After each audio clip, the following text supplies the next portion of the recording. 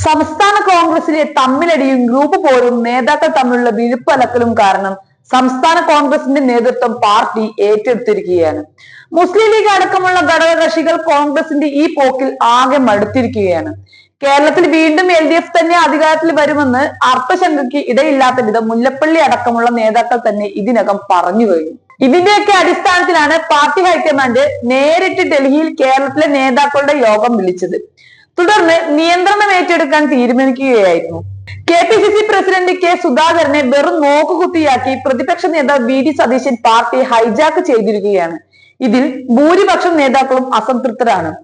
തദ്ദേശ നിയമസഭാ തെരഞ്ഞെടുപ്പുകൾ നടക്കാനിരിക്കുന്ന സാഹചര്യത്തിൽ ഘടക കക്ഷികളുമായുള്ള ചർച്ചകൾ കേരളത്തിന്റെ ചുമതലയുള്ള AICC ജനറൽ സെക്രട്ടറി ദീപദാസ് മുൻഷിയുടെ നേതൃത്വത്തിലാണ് നടന്നു വരുന്നത്.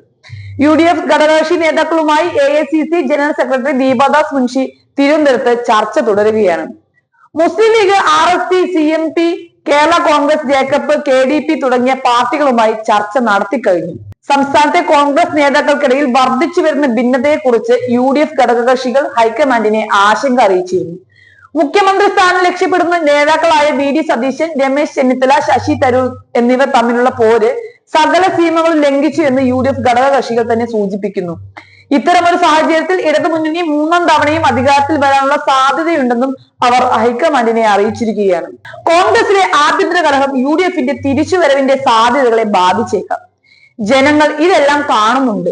UDF അധികാരത്തിൽ വന്നാൽ തമ്മിലടിക്കുന്ന നേതാക്കൾ സർക്കാരിനെ പ്രവർത്തിക്കാൻ അനുവദിക്കില്ലെന്ന് ജനങ്ങൾ കരുതുന്നതായും കേന്ദ്ര നേതാക്കളെ ഘടകകക്ഷി നേതാക്കൾ അറിയിക്കുകയുണ്ടായി.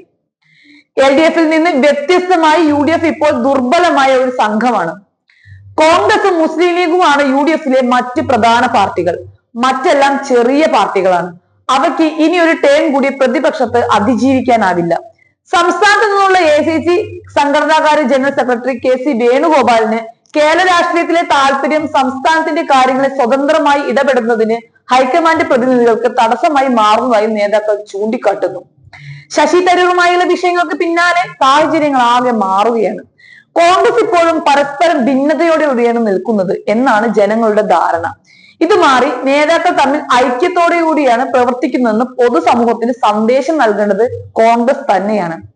എല്ലാ ഘടക കക്ഷികളെയും വിശ്വാസത്തിലെടുത്തും ഒന്നിപ്പിച്ചും മുന്നോട്ട് കൊണ്ടുപോകേണ്ടത് കോൺഗ്രസ് ആണെന്നും ജീവദാസ് മുൻഷിയുമായുള്ള കൂടിക്കാഴ്ചയിൽ PK കുഞ്ഞാലിക്കുട്ടി, ഷിബു ബോബി ജോൺ എന്നിവർ ചൂണ്ടിക്കാട്ടിയിട്ടുണ്ട്. നേതൃമാറ്റം വേണമെന്ന് ഘടകകക്ഷികൾ ആരും ഹൈക്കമാൻഡിനോട് ആവശ്യപ്പെട്ടിട്ടില്ല. അത് കോൺഗ്രസിന്റെ ആഭ്യന്തര കാര്യമാണ് എന്നാണ് അവരുടെ നിലപാട്.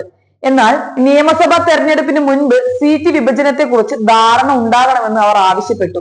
പാർട്ടി ബൂത്ത് ലെവൽ കമ്മിറ്റികളും രൂപീകരിക്കണം. തദ്ദേശ സ്വയംഭരണ തിരഞ്ഞെടുപ്പിനുള്ള സീറ്റ് വിഭജനം ഉടൻ ആരംഭിക്കണമെന്നും വിമത ഭീഷണി തടയാൻ കോൺഗ്രസ് നടപടികൾ സ്വീകരിക്കണമെന്നും നേതാക്കൾ ആവശ്യപ്പെട്ടിട്ടുണ്ട്.